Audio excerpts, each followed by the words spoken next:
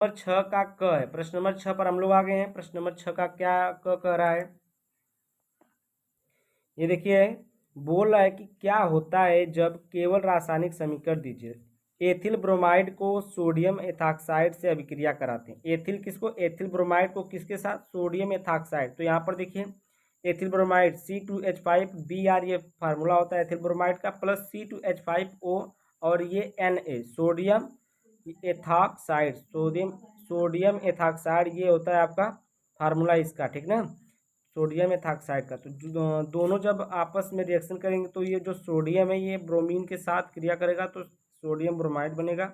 उसके बाद ये ऑक्सीजन के साथ एथिल आकर जुड़ जाएगा, ठीक है। तो यहाँ पर क्या बन जाएगा, डाई एथिल ईथर बन जाएगा। C2H5O C2H5 बन जाएगा, ये डाई एथिल ईथर और सोडियम ब्रोमाइड बाहर आ जाएगा। उसके बाद देखिए दूसरा रिएक्शन, चाहे क्लोरोबेंजीन नाइट्रिक अम्ल से अभिक्रिया करता है तब क्या होता है। तो यहाँ पर देखिए बेंजीन के ऊपर क्लोरीन लगाएंगे, इसको बोलेंगे क्लोरोबेंजीन। HNO3 नाइट्रिक अम्ल के साथ रिएक्शन H2SO4 की उपस्थिति में होता है तो ये क्या बनता है आपका पिक्रिक अम्ल।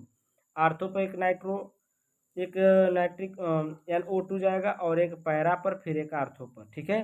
ये दोनों पोजीशन होती है मेटा की, तो ये क्या हो जाएगा, पिक्रिक अम्ल बन जाएगा। उसके बाद देखिए हम लोग आते हैं इस वाले पर, तीसरा वाला है क्लोरोबेंजीन सल्फ्यूरिक अम्ल के साथ अभिक्रिया करता है तो क्या बनता है।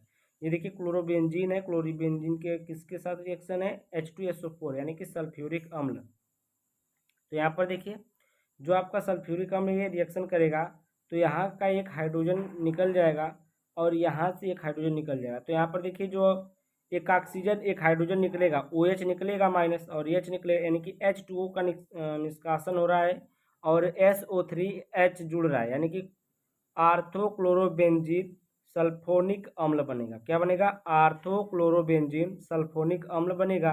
प्लस में देखिए Cl, और यहाँ पर जो आपका है आर्थो पर भी बन सकता है, पैरा पर भी बन सकता है, क्योंकि जब हम लोग अनुनादी संरचना निकालते हैं तो जो माइनस चार्ज आता है एक आर्थो पर आता है, पैरा पर आता है और एक इस आर्थो पर आता है, ठीक है। इस कारण ये जो आपका बनता है दो ही जगह बनता है, मेटा पर इसलिए नहीं बनता है। तो यहाँ पर देखिए आपका चौथा रिएक्शन है, क्लोरोबेंजीन को जलीय सोडियम हाइड्रोक्साइड के साथ 623 केल्विन तथा 300 वायुमंडलीय दाब पर गर्म करते हैं तब क्या होता है। यहाँ पर देखिए क्लोरोबेंजीन को हम लोग सोडियम हाइड्रोक्साइड के साथ कितने पर 623 केल्विन और 300 ATM यानी कि एटमॉस्फेयर, ठीक है, 300 ATM पर हम लोग गर्म करेंगे तो ये आपका क्या सोडियम फिनाक्साइड बनेगा।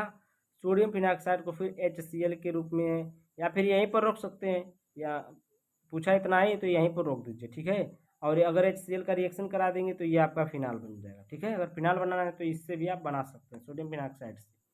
उसके बाद देखिए एथिल क्लोराइड को जलीय KOH के साथ गर्म करते हैं। तो जब KOH को एथिल क्लोराइड को गर्म करेंगे तो देखिए क्या होगा, एथिल क्लोराइड ये है CH3CH2Cl यानी कि C2H5Cl, ये एथिल क्लोराइड होता है।